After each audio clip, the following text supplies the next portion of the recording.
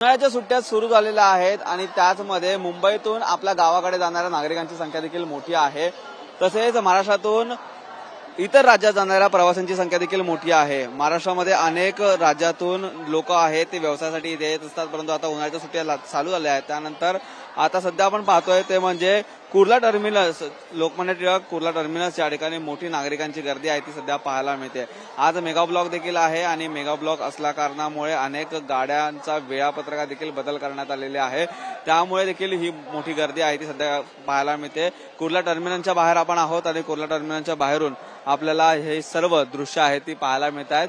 या ठिकाणी आहेत ती अनेक लोक काल रात्रीपासूनच येऊन या ठिकाणी थांबलेले होते, तर काही जण अनेक जण हे अजून सुद्धा रेल्वेच्या प्रतीक्षेत आपल्याला पाहायला मिळतात. त्यामुळे बॅरिकेडिंग करून या सर्व नागरिकांना आहे ते या ठिकाणी बसवण्यात आलेलं आहे. त्यांची ट्रेन आल्याच्या नंतर त्यांना आतमध्ये सोडण्यात येत आहे.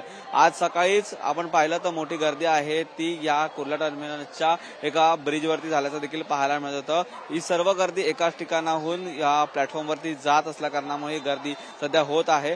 सध्या तरी पोलिसांच्या माध्यमातून ही सर्व गर्दी आहे ते नियंत्रणात आणण्याचा प्रयत्न आहे तो केला जातोय. सकाळी झालेली गर्दी देखील नियंत्रणात आणलेली आहे. त्यानंतर तत्पूर्वी आता जर आपण पाहिलं तर सध्या या ठिकाणची दृश्य आपल्याला पाहायला मिळतात, ज्या ठिकाणी कुर्ला टर्मिनस या ठिकाणी सर्व दृश्य आहेत ते अनुभवायला मिळतात आणि ह्या ठिकाणी जी गर्दी आहे ती सध्या झालेली आहे. परंतु पोलिसांच्या माध्यमातून सर्व परिस्थिती आहे ती नियंत्रणात आणण्याचा प्रयत्न केला जातोय. व्हिडिओ अमित शिगवणसह निखिल चव्हाण, TV9 मराठी, मुंबई.